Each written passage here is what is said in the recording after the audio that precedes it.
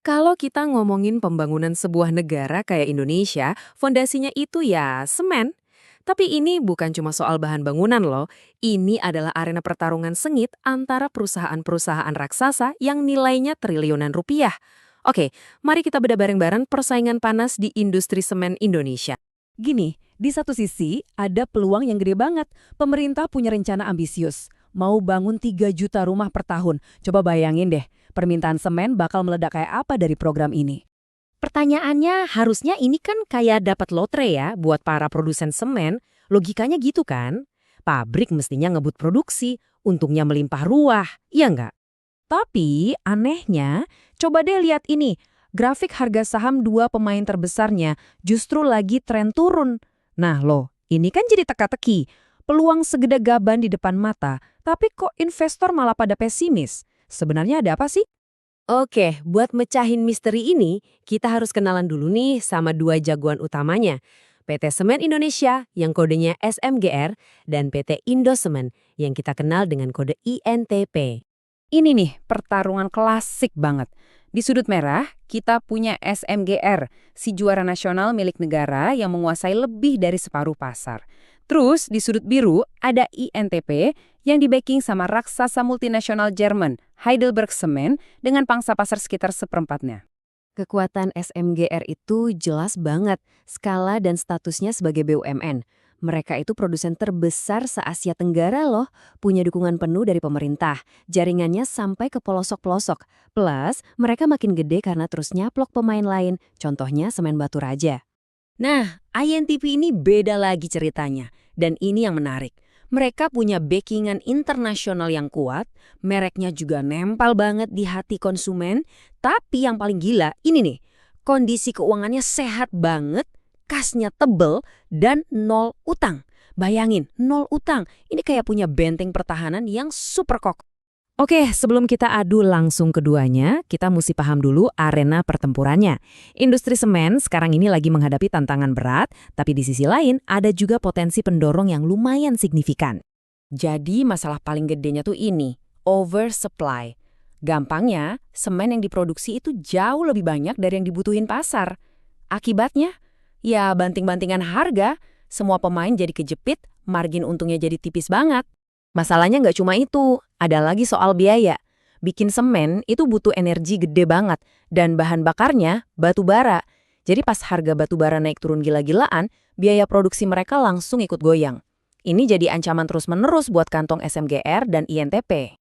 Oke, cukup soal tantangannya. Sekarang kita lihat sisi cerahnya. Ingat kan soal program rumah tadi? Nah, skalanya itu bukan main-main loh. Potensi duit yang berputar di situ bisa sampai 400 triliun rupiah per tahun. Ini jelas jadi pendorong permintaan yang kuat banget. Selain itu, ada beberapa angin segar lainnya nih. Ada proyek IKN, ada stimulus ekonomi dari pemerintah, dan yang mungkin paling krusial, ada rencana pemerintah buat motong produksi batu bara di tahun 2026. Nah, ini bisa bikin harga batu bara lebih stabil, jadi biaya produksi semen bisa lebih enteng. Oke, konteksnya udah dapet. Sekarang, saatnya kita masuk ke ronde utama. Mari kita adu data fundamental kedua perusahaan ini langsung dari laporan keuangan mereka. Pertama, kita lihat laba per saham, atau EPS. Gampangnya, ini nunjukin berapa untung yang dibikin perusahaan buat tiap lembar sahamnya. Kalau kita rata-ratain selama 3 tahun, INTP jelas lebih unggul dengan Rp501 per saham dibanding SMGR yang 404. Poin pertama buat INTP. Lanjut, Return on Equity atau ROE. Ini ngukur seberapa jago perusahaan nyari untung dari modal investor. Nah, yang seru di sini itu bukan angkanya, tapi trennya. ROE-nya INTP itu konsisten naik terus dari tahun ke tahun, sementara punya SMGR malah cenderung turun. Artinya apa? INTP makin efisien, sedangkan SMGR sebaliknya. Poin kedua buat INTP. Oke, dari dua metrik tadi kelihatannya INTP menang telak ya. Tunggu dulu. Dalam investasi, ada satu konsep penting namanya nilai intrinsik atau gampangnya harga wajar sebuah saham. Kalau harga di pasar lebih murah dari harga wajarnya, saham itu namanya undervalued atau murah. Kalau lebih mahal, ya overvalued. Nah, disinilah ceritanya jadi jungkir balik. Dan ini dia hasilnya, yang benar-benar di luar dugaan. Meskipun secara fundamental SMGR kelihatannya lagi lebih lemah, harga sahamnya itu justru dianggap undervalued alias kemurahan. Sebaliknya, INTP yang keuangannya sehat banget, sahamnya malah dianggap overvalued atau kemahalan. Ini benar-benar membalikkan keadaan. Jadi, terus gimana dong? Semua data ini artinya apa buat kita sebagai seorang investor?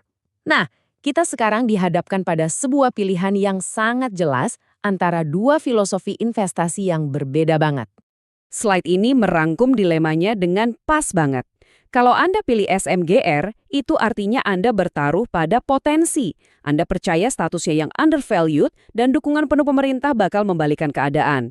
Risikonya, yaitu tadi, tren profitabilitasnya lagi menurun. Di sisi lain, kalau Anda pilih INTP, Anda bertaruh pada kualitas. Anda memilih perusahaan dengan fundamental yang terbukti, efisiensi tinggi, dan tanpa utang. Risikonya, harga sahamnya yang sekarang ini dianggap sudah mahal oleh pasar. Pada akhirnya, semua kembali ke pertanyaan mendasar ini. Saat Anda membangun portofolio, Anda akan memilih sang raksasa dengan potensi besar yang didukung negara atau sang ahli strategi yang super disiplin dengan fundamental kokoh? Jawabannya ada di tangan Anda.